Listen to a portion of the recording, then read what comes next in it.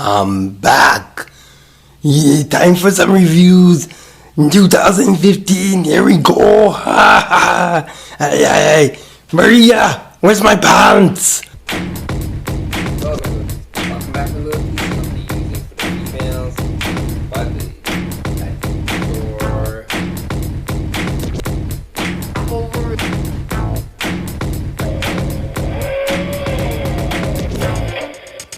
it's perfect.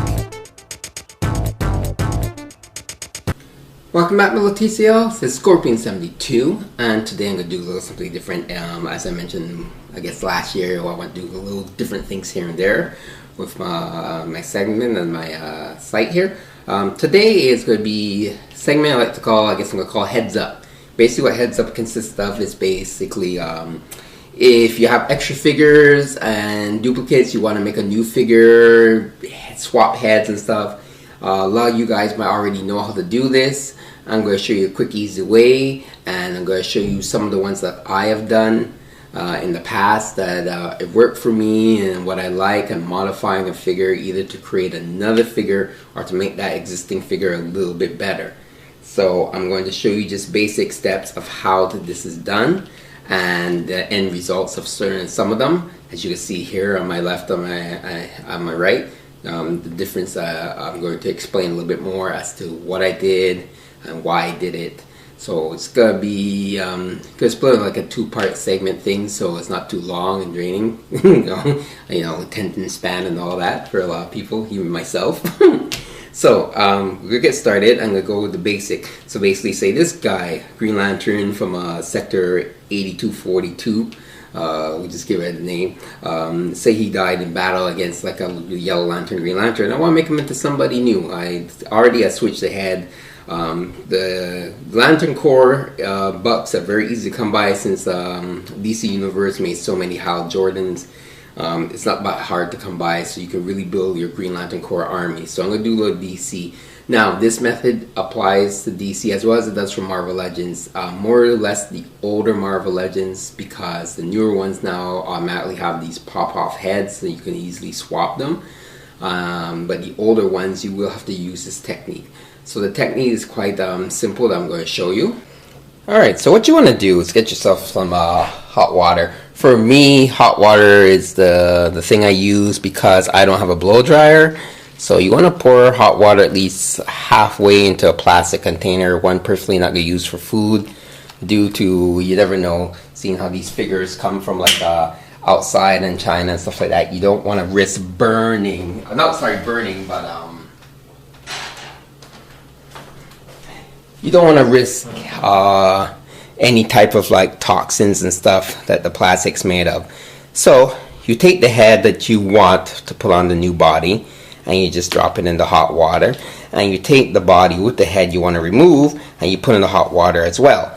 Now, if you have two figures that already have, say the figure already has a head on it, and you just want to do a swap or take it off, what you'll have to do is put the figure in like so, halfway there, and just leave it sit there. So what we're going to do is leave it sit there. The best thing to let sit there for about, I always let it sit there for 30 to 40 minutes. And that way, you know, it softens up the plastic and makes it very easy for you to remove the head from the body, as well as place the other head onto this body. So with the 30 seconds elapsing, you want to take the head and the body out of the water.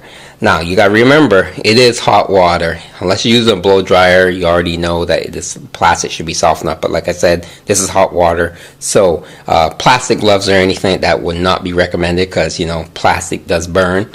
It will fuse you, unless you want to be called Mr. Glove Hand. It will fuse to your hand, or at least melt, and it will still burn your hand. So what you do is basically take the figure out of the water, and you can put on your piece of board.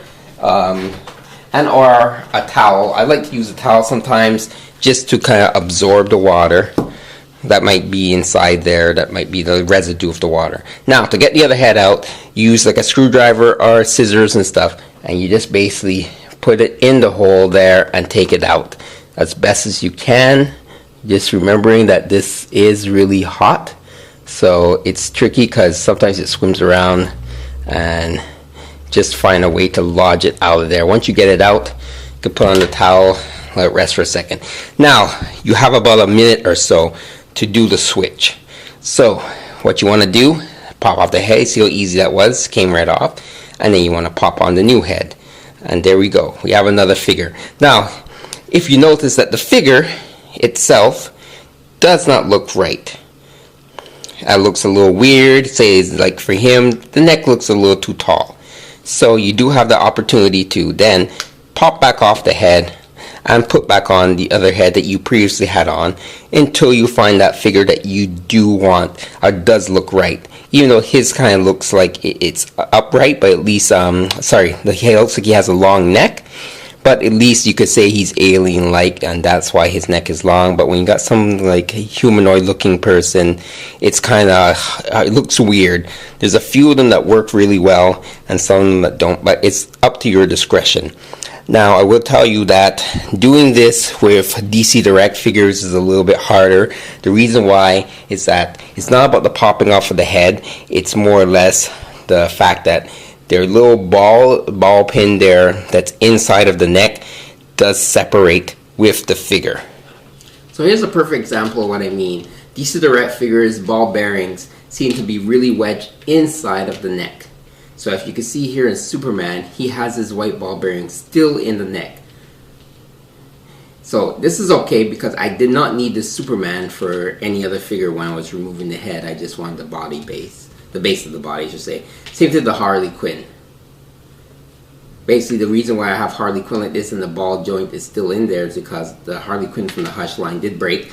And I wanted to keep the head in case I wanted to change up the head from the DC Universe figure and put this one where she has her ears hanging down.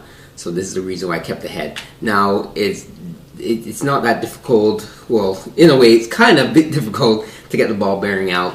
What you do need is either a flathead screwdriver or what I like to use is a vice grip and try to get it and pull it out. But this takes a little bit longer time in hot water. So you will have to leave these in hot water for almost up to a minute or more to really soften up the plastic, in which you can take out the ball bearing from the head. Because like I said before, it's really wedged up in there. Some of them are easier than others, but I find DC Direct ones to be a little bit more problematic when trying to take out the ball bearing. DC Collectibles as they're called now, to switch and put another head on.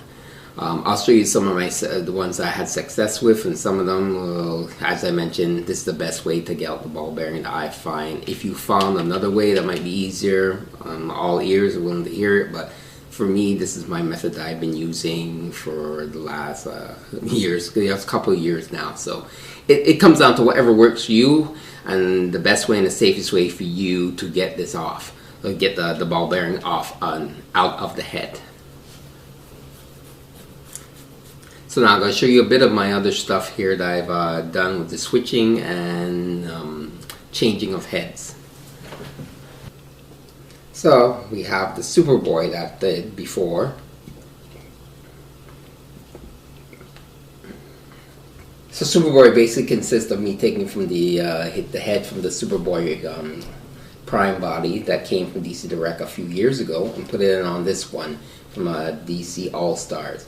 Now I had to paint him a little bit to match the skin tone because his complexion is really white. So I want a bit more skin tone complexion to match his neck and to match his hands.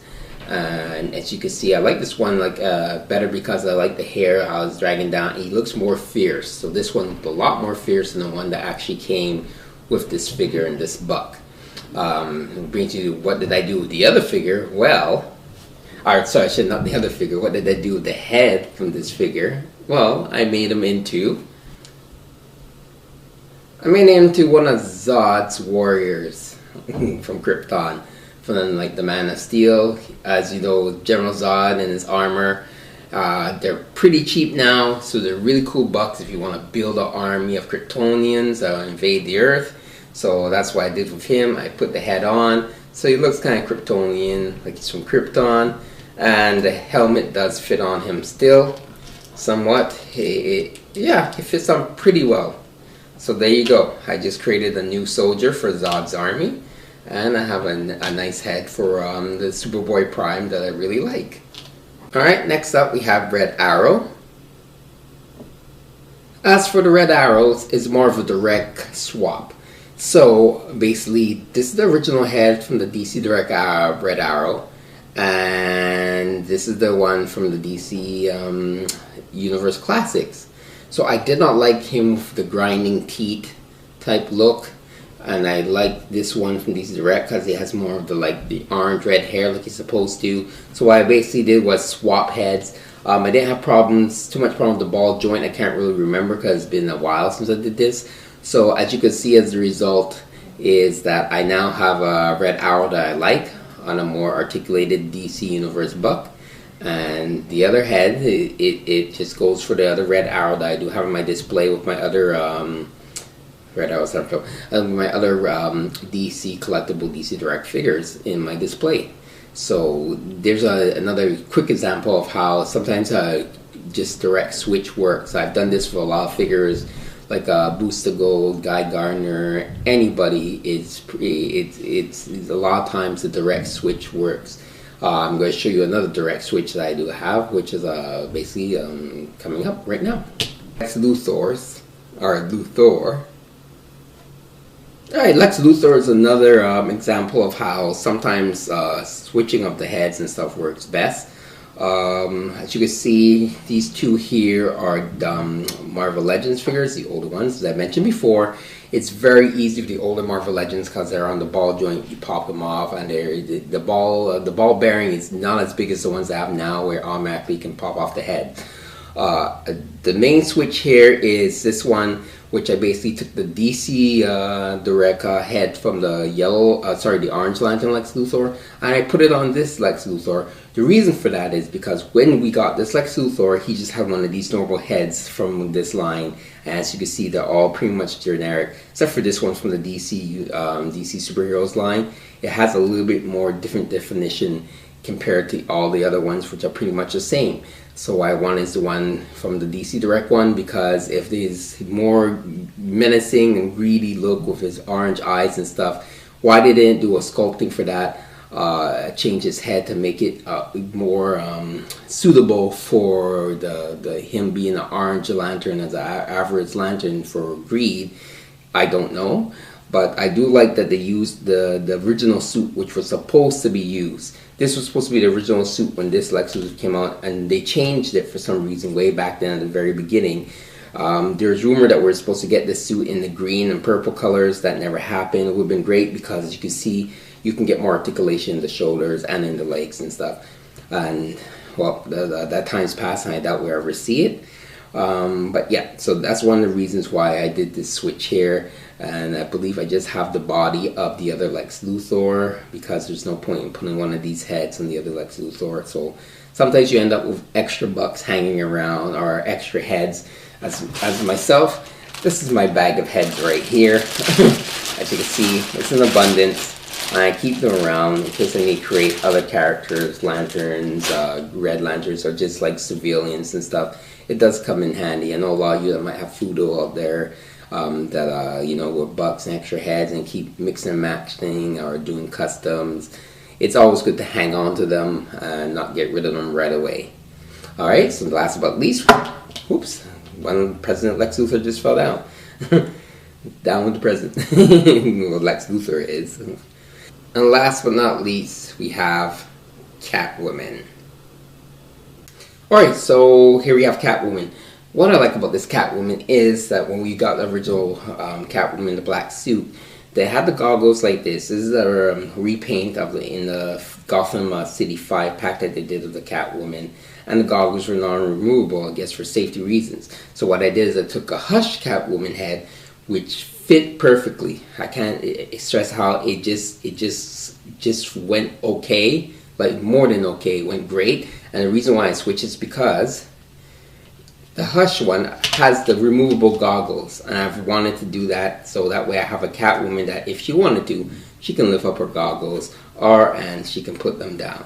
Now, I don't know how available the Hush Catwoman is. The reason why I did this, I believe, same reason why I gave her earlier with the Harley Quinn, the arm, the plastic they used for the arm, it broke off. Same thing happened with my Catwoman, so I figure, well, you know, I'm gonna make the most of it. I'll take the head and try the head on this DC Superheroes Catwoman, and it worked. It worked really great, as it just showed you, and that's the reason why I did. So there's a little few examples of how sometimes switching a head onto the same character, or giving a different head for that same character, it enhances it a little bit more, makes it even better. At least in my case, that's why I feel, and I really like it this way now, because now she's able to have her goggles up and have them down wherever she wants, compared to basically always having her goggles on. So there you have it. This is some of my head swaps that I've done, and I've showed you how you can do your own. As it shows that it all comes down to your method. Like I said, that for me the hot water method works because I don't have a blow dryer, and if the blow dryer method works best for you, that's great. And you can basically customize your head any which way you want, swap the heads. Some of them do require a little bit of paint if you want to paint the head a bit and stuff, but for it basically is a little bit, this is for like more like beginners who want to just change the character and make another character and stuff like that.